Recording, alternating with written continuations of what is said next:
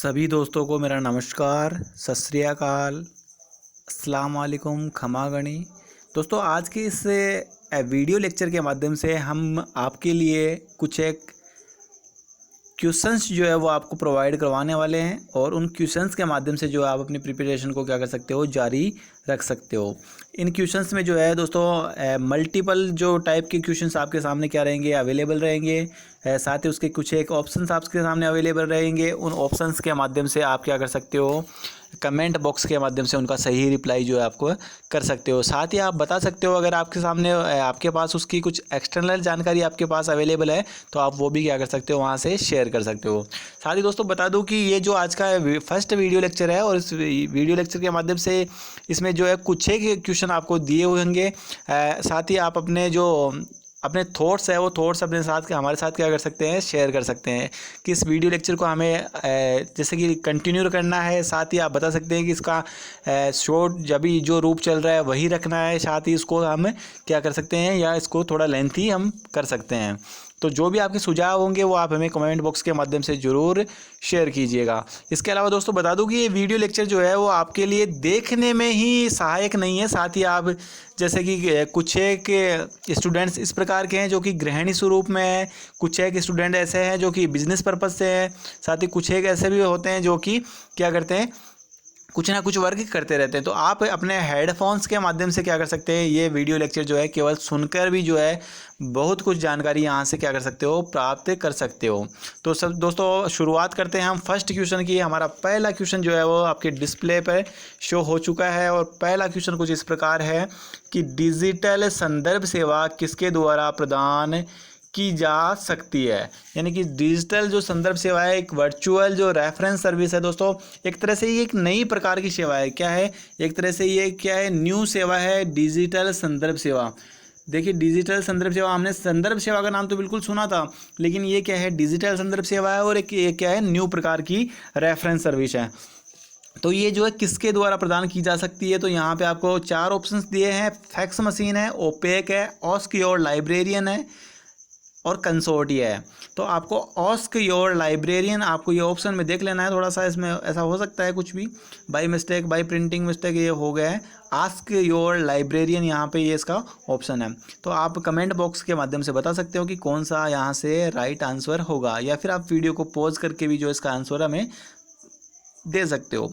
तो इसका सही आंसर हो जाएगा दोस्तों ask your librarian. Ask your librarian दोस्तों ये क्या है कि डिजिटल संदर्भ सेवा है, वर्चुअल रेफरेंस सर्विस है। इस रेफरेंस सर्विस के माध्यम से दोस्तों क्या किया जाता है या फिर किस प्रकार की सेवा होती है, तो उसके बारे में मैं आपको थोड़ा सा क्यूरी यहाँ से कर देता हूँ। तो आस्क योर लाइब्रेरियन जो है दोस्तों, ये एक लाइब्रेरी के द्वारा क्या की जाती है, ये एक लाइब्रेरी के द्वारा क्या की जाती है, लाइब्रेरी जो होती है उस लाइब्रेरी के द्वारा प्रदान की जाने वाली क्या है, एक नई प्रकार की सेवा है, जिसके माध्यम से दोस्तों इसका जो नामकरण है यानी कि वो डिजिटल रेफरेंस सर्विस ही क्या कर दिया गया है।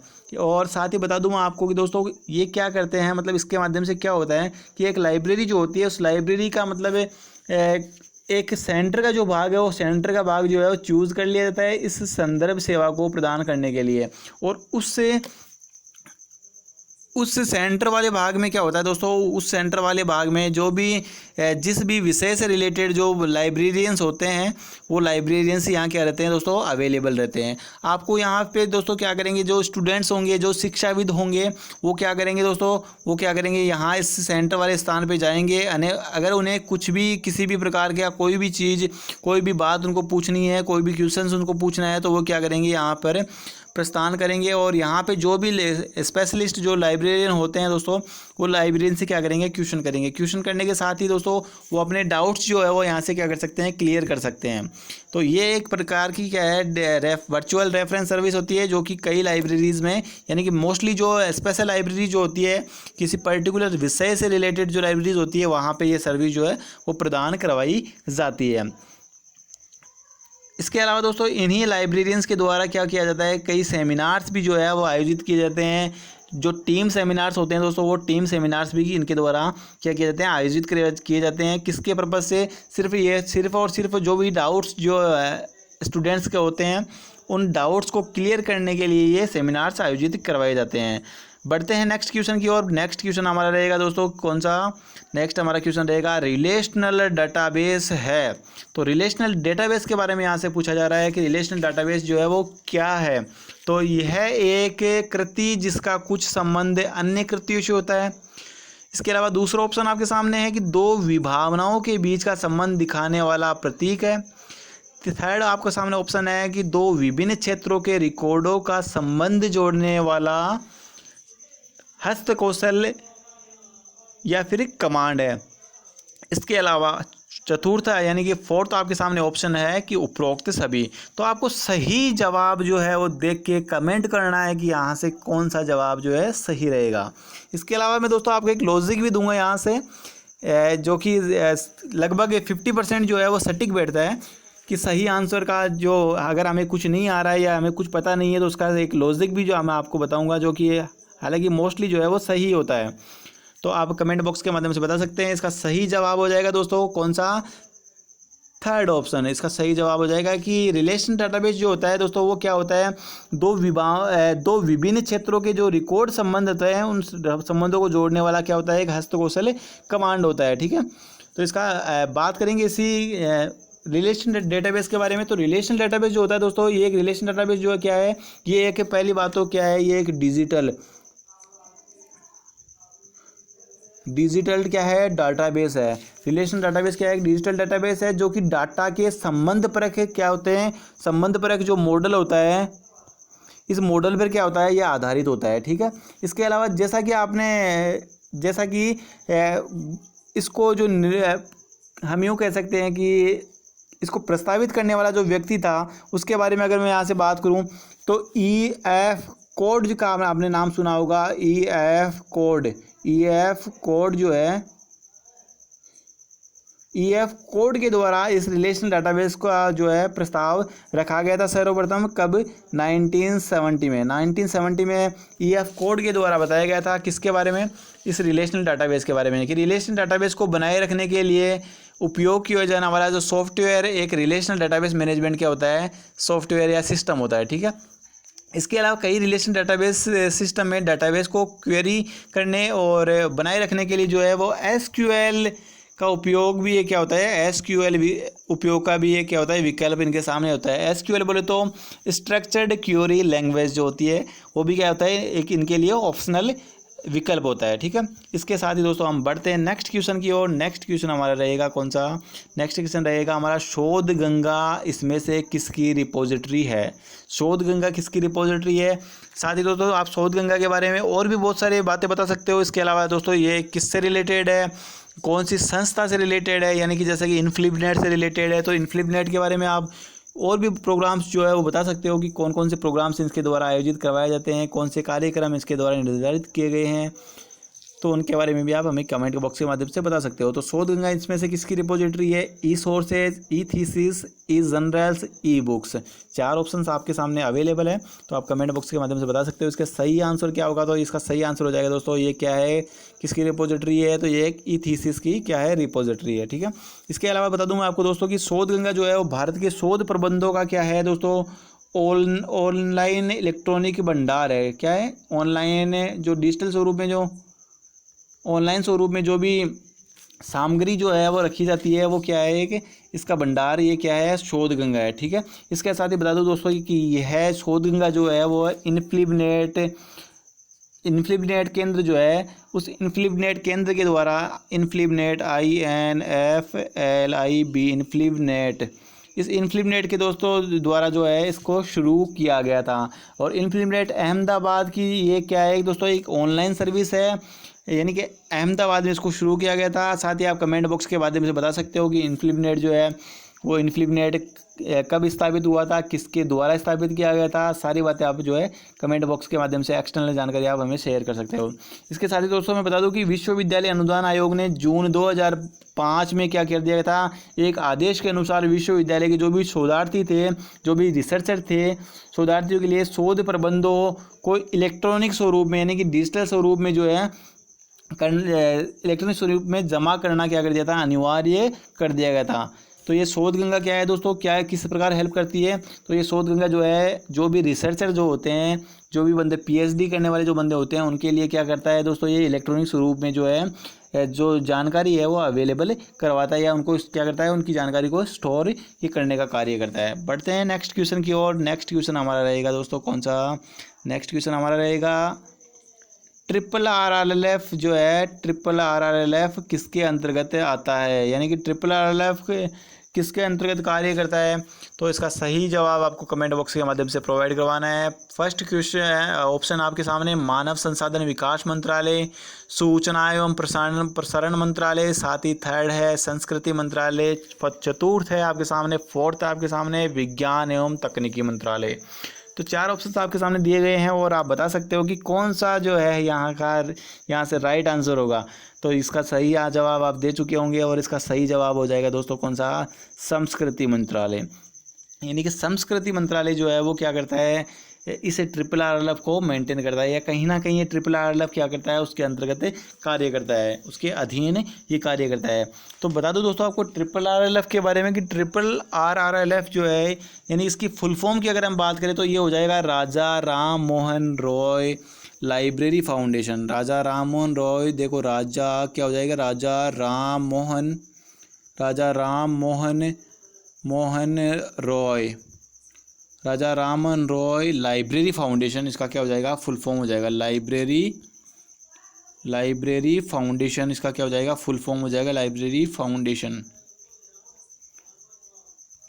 फाउंडेशन, इसका क्या हो जाएगा, फुल फॉर्म हो जाएगा। ठीक है, इसके साथ ही दोस्तों मैं बता दूं आपको कि ट्रिपल RRLF जो है वो एक केंद्रीय स्वायत्त संगठन है। ठीक है, ये एक सेंटर का क्या है, स्वायत्त संगठन है, सेंट्रल गवर्नमेंट के अधीन आता है, जो कि भारत सरकार के संस्कृति मंत्रालय, ये जो संस्कृति मंत्रालय द्वारा पूरी तरह से क्या है, स्थापित और वित्त पोषित है। यानी इसको आर्थिक जो रूप से जो फंड मिलता है वो भी कौन प्रोवाइड करवाता है, ये संस्कृति मंत्रालय इसको प्रोवाइड करवाता है। साथ ही दोस्तों बता दूं आपको कि ट्रिपल RRLF जो है वो पश्चिम बंगाल सोसाइटी पंजीकरण, यानी जो सोसाइटी रजिस्ट्रेशन जो एक्ट है, सोसाइटी रजिस्ट्रेशन एक्ट जो है, उससे सोसाइटी रजिस्ट्रेशन एक्ट, पश्चिम बंगाल सोसाइटी रजिस्ट्रेशन एक्ट 1961, इस 1961 के अधीन क्या है ये दोस्तों, पंजीकृत है, ये रजिस्टर्ड है। ठीक है, इसके साथ ही ये भारत सरकार की एक नोडल एजेंसी है जो कि सार्वजनिक पुस्तकालय सेवाओं और प्रणालियों का क्या करती है, समर्थन करती है। क्या करती है दोस्तों, ये समर्थन करती है। किसका समर्थन करती है, तो ये किसका समर्थन करती है दोस्तों, ये करती है सार्वजनिक जो पुस्तकालय सेवाएं हैं या पुस्तकालय से रिलेटेड जो भी प्रणालियां हैं उनका क्या करती है, समर्थन करती है। और साथ ही दोस्तों बता दूं मैं आपको कि देश में सार्वजनिक पुस्तकालय आंदोलन को जो बढ़ावा देने का अगर कोई कार्य करता है तो वो भी कौन करता है, ये ट्रिपल RRLF ही क्या करता है, सार्वजनिक जो पुस्तकालय आंदोलन होते हैं, सार्वजनिक पुस्तकालय आंदोलन जो होते हैं दोस्तों, उस पुस्तकालय आंदोलनों को क्या करता है, ये बढ़ावा देने का कार्य भी इसके द्वारा किया जाता है। साथ ही दोस्तों आप बता सकते हो कि ट्रिपल RRLF के द्वारा और कौन कौन से कार्य किए जाते हैं, कौन कौन सी पत्रिकाएं यहाँ से प्रकाशित की जाती है। अगर मेरे द्वारा ये जानकारी दी जाएगी तो बहुत ही लंबा ये कॉन्सेप्ट हो जाएगा, तो आप हमें कमेंट बॉक्स के माध्यम से आराम से बता सकते हो कि इसके द्वारा और क्या अन्य कार्य या कौन कौन सी गतिविधियां इनके द्वारा की जाती है। बढ़ते हैं नेक्स्ट क्वेश्चन की ओर। नेक्स्ट क्वेश्चन हमारा रहेगा दोस्तों, इंटरनेट पब्लिक लाइब्रेरी के द्वारा जारी की जाती है, यानी इंटरनेट पब्लिक लाइब्रेरी जो है वो किसके द्वारा जारी की जाती है, या फिर आप बता सकते हो कि इंटरनेट पब्लिक लाइब्रेरी जो है वो क्या है। तो यहाँ से आपको दोस्तों ऑप्शंस आपके सामने अवेलेबल है कि इंटरनेट पब्लिक लाइब्रेरी जो है वो किसके द्वारा, university of Michigan, university of Arizona, Drexel university, MIT Massachusetts university. तो आपको सही जवाब यहाँ से प्रोवाइड करवाना है और सही जवाब इसका हो जाएगा दोस्तों कौन सा, ड्रेक्सल यूनिवर्सिटी। तो ड्रेक्सल यूनिवर्सिटी के द्वारा क्या किया जाता है दोस्तों, इंटरनेट पब्लिक लाइब्रेरी की जो सेवा है वो क्या की जाती है, प्रदान की जाती है। साथ ही मैं आपको बता दूँ कि इंटरनेट पब्लिक लाइब्रेरी यानी कि हम इसको कह सकते हैं IPL। क्रिकेट आप सभी लोग, कई लोग इंटरेस्टेड होंगे क्रिकेट से, तो IPL से आप याद रख सकते हैं क्या, इंटरनेट पब्लिक लाइब्रेरी। ठीक है, तो इंटरनेट पब्लिक लाइब्रेरी जो है वो एक गैर लाभकारी क्या है, गैर लाभ रहित क्या है, वेबसाइट है दोस्तों। ये क्या है कि वेबसाइट है। ठीक है, वेबसाइट है। तो इसके माध्यम से दोस्तों होता क्या है, इसका प्रबंधन जो है दोस्तों, इसका जो मैनेजमेंट है वो एक कंसोर्टियम के द्वारा इसका मैनेजमेंट किया जाता है, जिसे ड्रेक्सल विश्वविद्यालय की जिसमें किसकी अध्यक्षता है, इस ड्रेक्सेल विश्वविद्यालय जो है, इस ड्रेक्सेल विश्वविद्यालय की अध्यक्षता है। यानी कि कहीं ना कहीं हम ये कह सकते हैं कि इस वेबसाइट को ऑपरेट करने का, ये इस वेबसाइट का जो स्वामित्व है वो किसके पास है, ड्रेक्सेल यूनिवर्सिटी के पास है। इसके अलावा दोस्तों जो भी विजिटर्स संदर्भ पर्सन यहाँ से पूछते हैं, यानी कि कोई भी यहाँ पे इस वेबसाइट पे विजिट करता है और वो कुछ भी क्वेश्चन यहाँ से पूछता है, तो उसका जवाब जो है दोस्तों किसके द्वारा प्रदान किया जाता है आपको, इस इंटरनेट पब्लिक लाइब्रेरी के द्वारा, यानी कि इस वेबसाइट के द्वारा आपको उसका जवाब यहाँ से प्रोवाइड करवा दिया जाता है। साथ ही दोस्तों मैं बता दूं आपको कि ये IPL जो है, IPL बोले तो इंटरनेट पब्लिक लाइब्रेरी, और ये IPL जो है दोस्तों ये 17 मार्च 1995 को 17 मार्च 1995 को दोस्तों इसको क्या कर दिया गया था, इसको ओपन कर दिया गया था, यानी कि इसको स्टार्ट किया गया था। साथ ही 1 जनवरी 2010 को दोस्तों इसे क्या कर दिया था, पुस्तकालय के इंटरनेट सूचकांक के साथ इसको मिला दिया गया था। यानी कि पहले ये लाइब्रेरी से रिलेटेड नहीं था, पहले इसमें यहाँ से जो है कई सब्जेक्ट से रिलेटेड जो है क्वेश्चंस वो प्रोवाइड करवाए दिए जाते थे। कई सब्जेक्ट से रिलेटेड जो भी क्यूरीज होती थी उन क्यूरीज का यहाँ पे क्या कर दिया जाता था, विश्लेषण किया जाता था। लेकिन 1 जनवरी 2010 आपको याद रखना है, 1 जनवरी 2010 से ये क्या करने लग गया, 1 जनवरी 2010 से ये पुस्तकालय से रिलेटेड जो भी सूचकांक है, जो भी इंडेक्स है, वो भी इसको क्या कर लिया गया, मिला लिया गया, और उससे रिलेटेड भी ये क्या करने लग गया, कार्य करने लगा। ताकि इसको मतलब मिलाया क्यों गया था, इसका भी एक रीज़न था। रीज़न ये रहा था दोस्तों कि इसको मिलाने के पर्पज से जब इसको 1 जनवरी 2010 को मिला दिया गया था, 1 जनवरी 2010 को इसको जब मिला दिया गया था, उस समय दोस्तों इसका जो नामकरण है वो नामकरण क्या हुआ था, चेंज कर दिया गया था। IPL 2 के नाम से इसको जाना जाने लगा।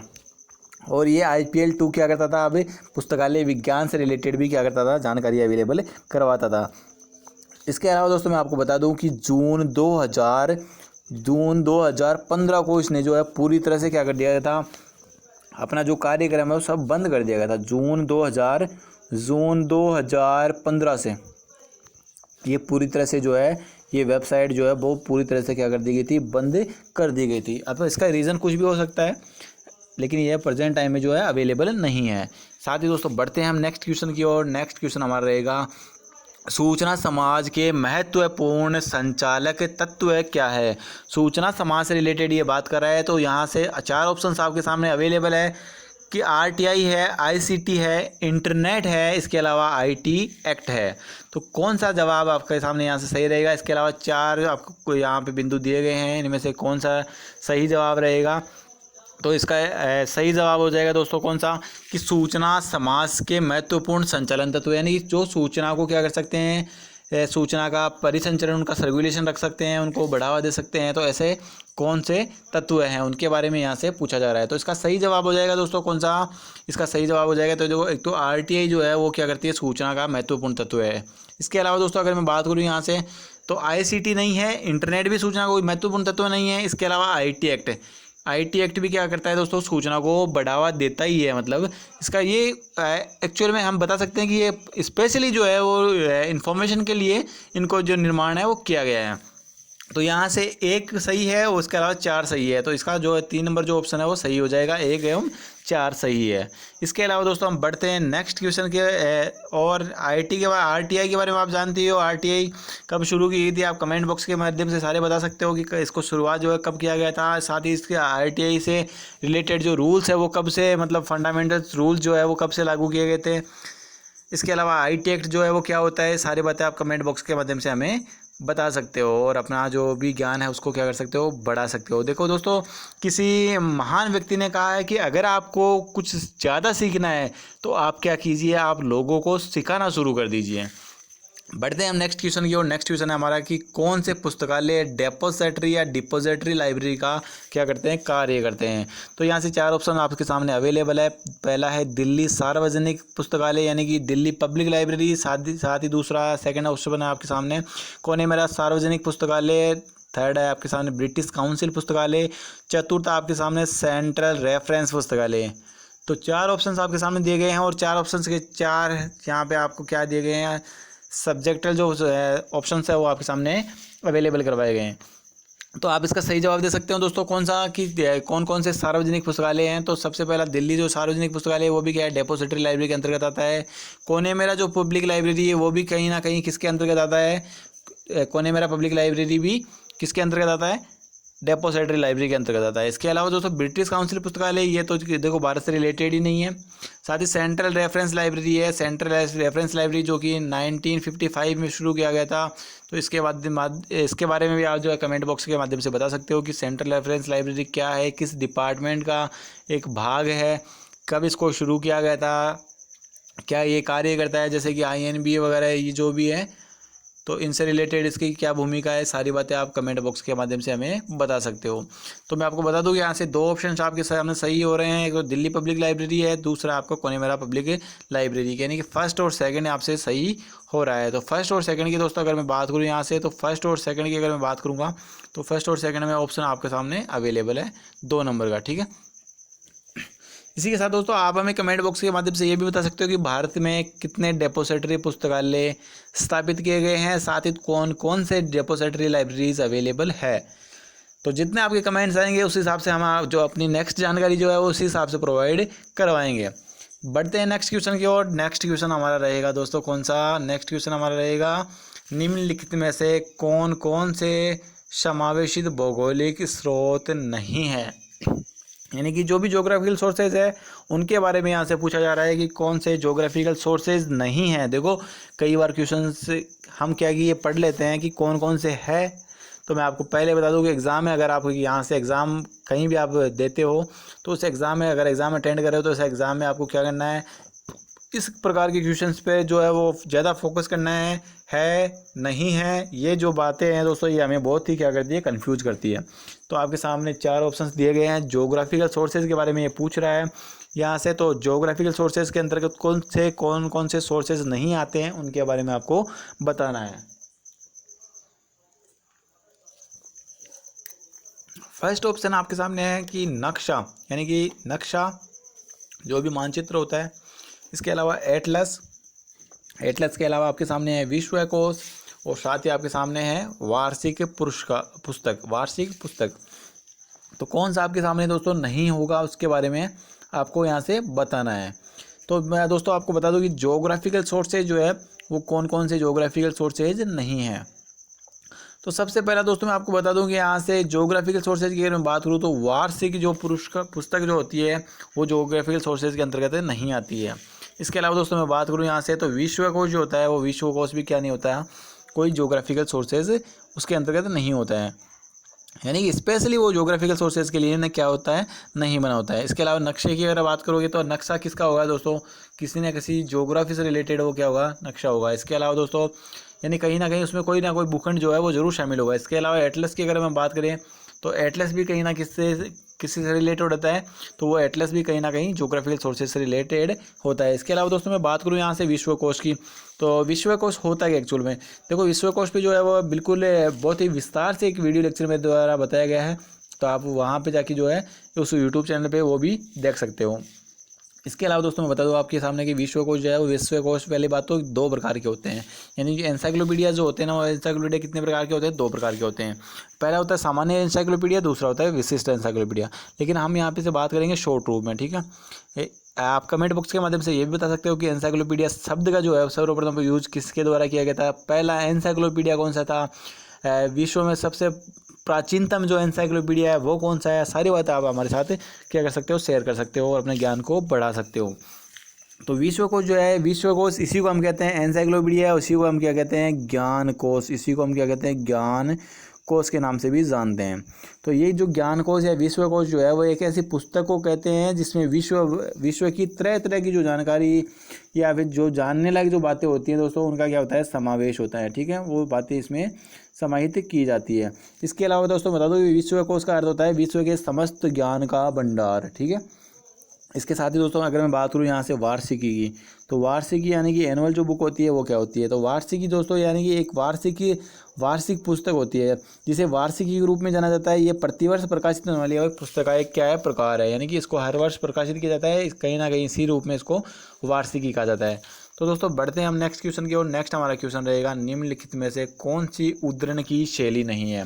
उद्धरण यहाँ से, उद्धरण का मतलब आप यहाँ से लगा सकते हो कि जो कौन सी यहाँ से साइटेंशन की शैली नहीं है। तो उद्धरण सेवा इस प्रकार कौन से नहीं है यहाँ से, तो Anglo American cataloguing rules, second option आपके सामने MLA handbook for writers research paper, साथ ही आपके सामने ऑप्शन है शिकागो मैनुअल ऑफ स्टाइल, इसके अलावा लिटिल साइंस बिग साइंस। तो कौन सी इसमें एक उद्धरण की शैली नहीं है, साइटेंशन से रिलेटेड नहीं है, उसके बारे में आपको यहाँ से बताना है। तो दोस्तों सबसे पहले मैं बता दूँ कि एंग्लो अमेरिकन कैटलॉगिंग जो रूल्स होता है दोस्तों, वो क्या होता है, कहीं ना कहीं वो किससे रिलेटेड होता है, साइटेंशन इंडेक्स से रिलेटेड होता है। साथ ही दोस्तों वो क्या होता है, वो उद्धरण की क्या होती है, शैली होती है। तो ये तो बिल्कुल आपका क्या हो जाएगा, सही हो जाएगा। इसके अलावा दोस्तों दूसरा मैं यहाँ से बात करूँ तो ML handbook for writers research paper जो होता है, वो क्या नहीं होता, कभी भी उद्धरण शैली नहीं है, उद्धरण शैली में उसको सम्मिलित नहीं किया जाता है। नेक्स्ट आपके सामने शिकागो मैनुअल ऑफ स्टाइल है। तो शिकागो मैनुअल ऑफ स्टाइल भी क्या नहीं है, उद्धरण शैली में नहीं आता है, ठीक है। इसके अलावा आपको मिलेगा आपसे यहाँ से लिटिल साइंस बिग साइंस। तो लिटिल साइंस बिग साइंस जो है वो भी क्या है, एक उद्धरण शैली के अंतर्गत आता है या साइटेंशन से रिलेटेड पुस्तक है। इसके अलावा दोस्तों मैं बता दूं कि एंग्लो अमेरिकन जो कैटलॉगिंग रूल्स है, यानी कि इसको हम इसी को हम क्या कह सकते हैं, AACR के नाम से भी जाना जाता है इसको। तो AACR यानी कि एंग्लो अमेरिकन कैटलॉगिंग रूल्स। तो ये एंग्लो अमेरिकन जो कैटलॉगिंग रूल्स है, ये एक अंतर्राष्ट्रीय लाइब्रेरी कैटलॉगिंग मानक है। क्या है, अंतर्राष्ट्रीय स्तर पर क्या है, कैटलॉगिंग का मानक है। इंटरनेशनल लेवल पर क्या है, मानक है कि स्टैंडर्ड है। इसके साथ ही दोस्तों मैं आपको बता दूं कि इसको जो पहली बार प्रकाशित करने का जो कार्य है वो 1967 में किया गया था। जिसके संपादक की अगर दोस्तों मैं बात करूँ यहाँ से इसके संपादक की, तो इसका संपादक था सुमनेर स्पेल्डिंग के नाम से इसका क्या था, संपादक था। सुमनेर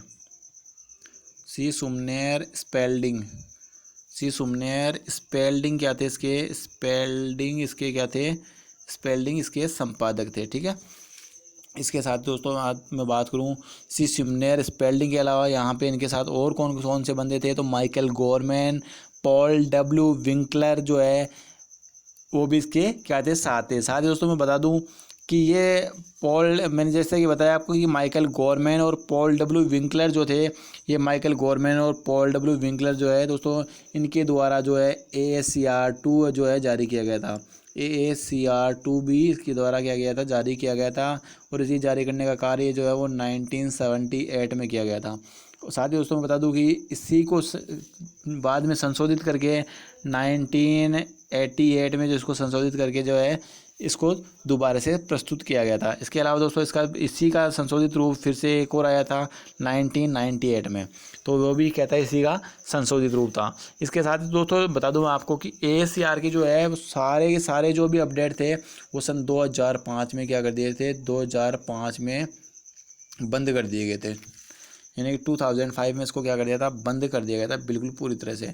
इसके साथ दोस्तों मैं अगर बात करूँ यहाँ से लिटिल साइंस बिग साइंस की, तो लिटिल साइंस बिग साइंस जो है वो 1963 में प्रकाशित की गई थी। 1963 में प्रकाशित की गई थी। प्रकाशित करने वाले कौन थे, तो उनके बारे में हम बात यहाँ से कर लेंगे। तो इनको प्रकाशित करने का कार्य है किसके द्वारा, JD16 प्राइस D16 प्राइस के द्वारा इसको क्या कर दिया गया था, JD16 प्राइस के द्वारा इसको प्रकाशित करने का कार्य किया गया था।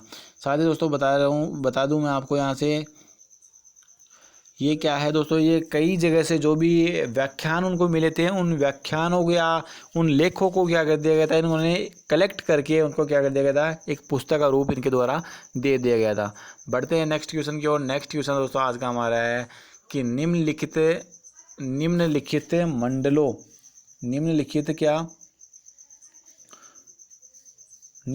मंडलों को उनके कालक्रम अनुसार व्यवस्थित कीजिए। तो आपके यहाँ पे कुछ है कि जो संस्थान है दोस्तों, उन संस्थानों के नामकरण आपको यहाँ पे प्रदान किया गया है, जैसे कि आइसलिब है, ALA है और SLA है, ठीक है।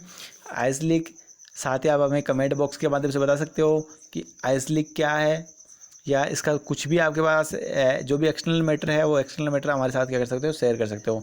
आइसलिक बोले तो दोस्तों मैं आपको बता दूं यहाँ से कि आइसलिक की फुल फॉर्म क्या होती है, तो the Indian Association of Special Libraries and information centre क्या हो जाती है, the Indian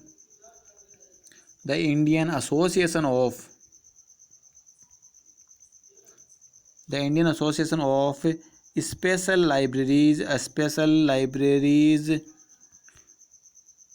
libraries and information centre, यहाँ से क्या हो जाएगा, ये एसली का फुल फॉर्म हो जाएगा।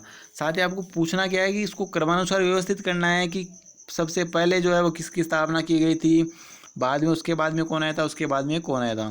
तो आइसली की मैं आपको बता दूं कि इसकी जो स्थापना है वो 3 सितंबर 1955 को की गई थी। 3 सितंबर 1955 को इसकी स्थापना की गई थी। एस लिब का मैं आपको बता दूं कि दोस्तों इसकी जो स्थापना है वो स्थापना की गई थी। एस लिब की स्थापना कब की गई थी, तो मैं आपको बता दूं कि एस लिब की स्थापना की गई थी 1924 में। 1924 एएलए की अगर मैं बात करूं दोस्तों तो इसकी स्थापना की गई थी 1876 में, यानी कि 1876 में इसकी स्थापना की गई थी। एसएलए की अगर मैं बात करूं यहाँ से तो इसकी स्थापना की गई थी 1909 में, यानी कि 1909 में इसको स्थापित किया गया था। साथ ही सबकी फुल फॉर्म की अगर मैं बात करूँ यहाँ से तो एसली की फुल फॉर्म हो जाएगी दोस्तों क्या, the Indian Association of Special Libraries and Information Centres. ASLIB की अगर मैं बात करूँ तो एसलिब की फुल फॉर्म हो जाएगी एसोसिएशन फॉर इंफॉर्मेशन मैनेजमेंट।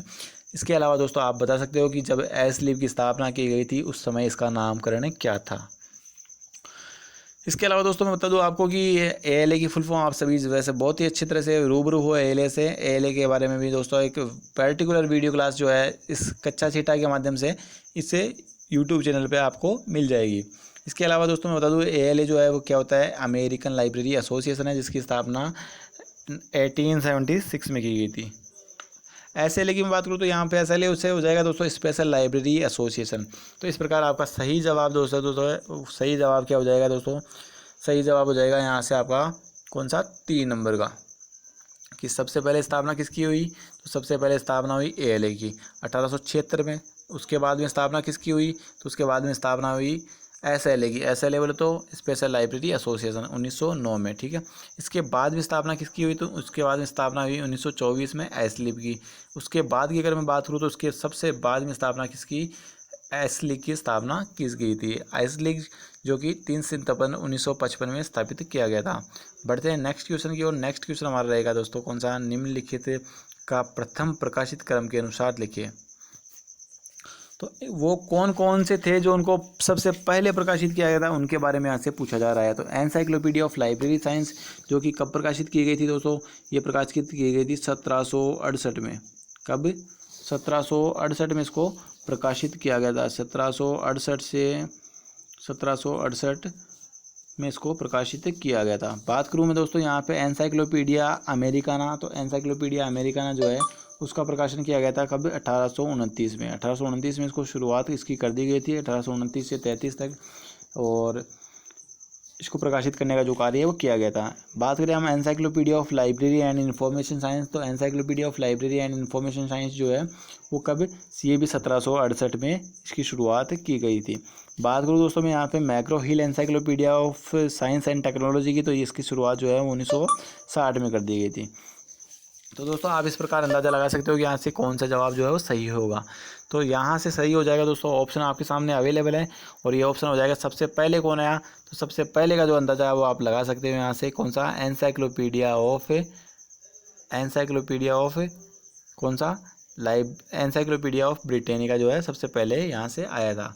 तो 1 नंबर हो जाएगा कौन सा, ये वाला। इसके अलावा दोस्तों आप बात करेंगे एनसाइक्लोपीडिया ऑफ अमेरिकाना जो है, यानी कि नेक्स्ट जो है यहाँ से वो नेक्स्ट कौन सा आया था, नेक्स्ट आया था यहाँ से कौन सा, एनसाइक्लोपीडिया ऑफ अमेरिकाना, जो कि कब 1829 में अवेलेबल हुआ था। इसके साथ ही दोस्तों आपको पूछा जाएगा कि तीसरा नंबर यहाँ से किसका आएगा, तो तीसरा नंबर आया था दोस्तों कौन सा, मैग्रो हिल। तो ये मैग्रो हिल 1960 में आया था। इसके अलावा चतुर्थ आपके सामने बच गया है जो कि 1968 में आया था, encyclopedia of Library and Information Science. तो इस प्रकार आपका सही जवाब हो जाएगा दोस्तों कौन सा, 2 नंबर का, यानी कि 2 नंबर का जवाब सही हो जाएगा कि एनसाइक्लोपीडिया ऑफ ब्रिटेनिका, उसके बाद में अमेरिकाना, उसके बाद में कौन सा, मैक्रो हिल, और उसके बाद में encyclopedia of Library and Information science. और इस encyclopedia of Library and Information science से रिलेटेड राजस्थान में भी जो पुस्तकालय विज्ञान की जो 3rd ग्रेड से रिलेटेड जो भर्ती हुई थी, जो कि RSM MSS भी जो है उसको कंडक्ट करवाता है, अजीनेस चयन बोर्ड के द्वारा जो कंडक्ट करवाई थी, उसमें भी इसका क्वेश्चन पूछा गया था।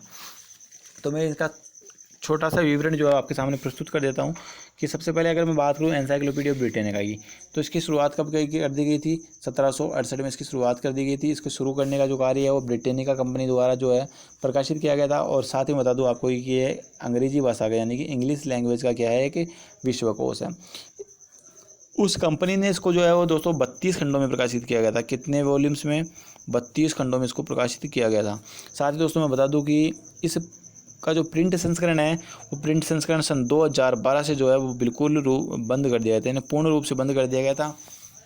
इसकी घोषणा जो है दोस्तों वो घोषणा सन 2010 में ही कर दी गई थी। ठीक है, सन 2010 के एंडिंग में इसकी घोषणा की गई थी कि अब हम क्या नहीं करेंगे, ये जो प्रिंट संस्करण जो चल रहा है वो तो चल रहा है, इसका काम चल रहा है, उसके बाद में हम कोई प्रिंट संस्करण जो है अवेलेबल नहीं करवाएंगे। वर्तमान समय में दोस्तों ये क्या है कि डिजिटल संस्करण या डिजिटल एडिशन के रूप में अवेलेबल है। बढ़ते हैं नेक्स्ट इसी के बारे में कि अगर हम बात करें एनसाइक्लोपीडिया ऑफ अमेरिकाना की, तो एनसाइक्लोपीडिया ऑफ अमेरिकाना जो है दोस्तों ये एक सामान्य विश्वकोश है जो कि संयुक्त राज्य अमेरिका में प्रकाशित होने वाला पहला प्रमुख मल्टी वॉल्यूम एनसाइक्लोपीडिया है। ठीक है, आप शब्दों पे गौर कीजिएगा, कौन सा है? प्रथम मल्टी वॉल्यूम एनसाइक्लोपीडिया ये है। इसका प्रकाशन जो है 1829 से 33 के मध्य किया गया था। ठीक है, यानी 1829 में इसको कार्य प्रारंभ कर दिया गया था और 29-33 में ये प्रकाशित कर दिया गया था। बढ़ते हैं नेक्स्ट यहाँ से कि encyclopedia of Library and Information Science. तो इसका जो क्वेश्चन है वो कई एग्जाम्स में यहाँ से पूछा गया है, हालांकि ये सारे भी पूछे गए हैं लेकिन मोस्टली ये बहुत ज़्यादा पूछा जा रहा है। तो Encyclopedia of Library and Information science की अगर मैं बात करूँ तो इसका जो प्रथम प्रकाशन है दोस्तों वो 1968 में कर दिया गया था और ये 2003 तक जो है दोस्तों प्रकाशित होता रहा है। साथ ही मैं बता दूं आपको कि encyclopedia of Library and Information science है दोस्तों, इसको पहली बार जो है 1968 में प्रकाशित किया गया था। 1968 से 2003 यानी 2003 तक ये प्रकाशित होता रहा है। अब तक इसके जो दोस्तों 73 संस्करण जो है वो प्रकाशित हो चुके हैं। 73 बोले तो 73 पर जो एडिशन है वो अवेलेबल हो चुके हैं। साथ ही दोस्तों मैं बात करूँ यहाँ से इसके संपादक की, तो दोस्तों इसका जो संपादक का जो कार्य है वो एलन केंट, किसके द्वारा? एलन केंट के दोस्तों अलावा यहाँ पे है उनके साथ है हेराल्ड लेंकर के अलावा दोस्तों अगर मैं बात करूँ यहाँ से तो उनके साथ है जेई डेली। तो इनके द्वारा क्या कर दिया था दोस्तों, इसका जो है संपादन इसका कर दिया गया था। इसके साथ दोस्तों मिरियम ड्रेक द्वारा इसका जो है दूसरा संस्करण प्रकाशित किया गया था, यानी कि दूसरा संस्करण संपादित करने का जो कार्य है वो किसके द्वारा किया गया था? मेरियम ड्रेक के द्वारा इसका दूसरा संस्करण जो है दोस्तों क्या कर दिया गया था? संपादित किया गया था। साथ ही दोस्तों मैं बता दूं आपको कि ये दूसरा जो संस्करण है वो 2003 में प्रकाशित किया गया था। 2003 में इसका दूसरा संस्करण प्रकाशित किया गया था और ये 4 खंडों में प्रकाशित हुआ था। कितने वॉल्यूम्स में? तो ये 4 वॉल्यूम्स में जो है प्रकाशित किया गया था। इसके साथ दोस्तों मैं बता दूँ कि मार्सिया जे बेट्स और मेरी नाइल्स मैग द्वारा संपादित जो है इसका तीसरा संस्करण जो है वो तीसरा संस्करण 7 खंडों में प्रकाशित किया गया था। कितने खंडों में? तीसरा संस्करण इसका आया था थर्ड एडिशन, तो वो थर्ड एडिशन आया था कितने? 7 वॉल्यूम्स में। ठीक है, 7 वॉल्यूम्स में इसका प्रकाशन किया गया था और ये प्रकाशन जो है दोस्तों 2010 में किया गया था। इसके साथ दोस्तों मैं बता दूँ कि इसका जो चतुर्थ संस्करण है यानी कि इसका जो फोर्थ एडिशन है वो फोर्थ एडिशन जो है दोस्तों वो फोर्थ एडिशन जो है वो कब प्रकाशित किया गया था? तो 2017 में इसका फोर्थ एडिशन प्रकाशित किया गया था। प्रकाशित करने वाले कौन थे? तो प्रकाशित करने वाले थे दोस्तों जॉन डी और जॉन डी के अलावा दोस्तों यहाँ पे थे मैकडोनाल्ड और माइकल लेविन क्लार्क। तो इन जॉन डी, मैकडोनाल्ड और माइकल लेविन क्लार्क के द्वारा दोस्तों क्या कर दिया गया था? इसका जो चौथा जो संस्करण था दोस्तों, चतुर्थ जो संस्करण था वो चतुर्थ संस्करण प्रकाशित कर दिया गया था। साथ ही मैं दोस्तों बता दूं कि ये चतुर्थ संस्करण जो था वो कितने खंडों में? 7 वॉल्यूम्स में। ये भी कितने? 7 वॉल्यूम्स में। थर्ड और फोर्थ दोनों क्या थे? 7 वॉल्यूम्स में प्रकाशित किए गए थे। तो दोस्तों ये एक छोटा सा प्रयास था हमारे द्वारा। आप हमें कमेंट बॉक्स के माध्यम से जो भी आपके सुझाव हो वो सुझाव हमें क्या कर सकते हो? अवेलेबल करवा सकते हो। साथ ही हमें बता सकते हो कि ये जो एक टेस्ट सीरीज़ है वो टेस्ट सीरीज़ जो है आपके लिए किस प्रकार क्या है इम्पोर्टेंट है, उसके बारे में भी आप हमें क्या कर सकते हो? कमेंट बॉक्स के माध्यम से बता सकते हो। साथ ही उम्मीद करूँगा दोस्तों कि आपको ये वीडियो लेक्चर जो है समझ में आया होगा। इसके अलावा दोस्तों मैं आपको बता दूं कि इस वीडियो लेक्चर को दोस्तों आपको देखने की इतनी ज़्यादा ज़रूरत नहीं है। आप केवल और केवल अपने हेडफोन्स के माध्यम से इसको क्या कर सकते हैं, केवल और केवल इसको सुन भी सकते हैं। अगर सुनने से भी मतलब आपको यहाँ से बहुत ही ज़्यादा प्रॉफिट होने वाला है। तो मिलते हैं एक नेक्स्ट वीडियो क्लास के माध्यम से। उम्मीद करूँगा मैं आपके कमेंट्स की कि उसमें शायद कुछ इंस्पिरेशन जो है मुझे मिले, ताकि मैं आप लोगों के लिए कुछ बेहतर कर सकूं। साथ ही भाई रमाकांत के द्वारा भी बहुत सारे जो स्टडी मटेरियल है आप लोगों के लिए अवेलेबल करवाए थे, साथ ही वो करवाते रहेंगे। इसके अलावा दोस्तों बता दूं कि उनका द्वारा जो कच्चा चिट्ठा जो स्टार्ट किया गया था, उस कच्चा चिट्ठा को भी हम क्या करेंगे दोस्तों, समय समय पर उसको भी हम आपके सामने अवेलेबल करवाएंगे। तो मिलते हैं एक नेक्स्ट वीडियो में, तब तक के लिए जय हिंद, जय भारत।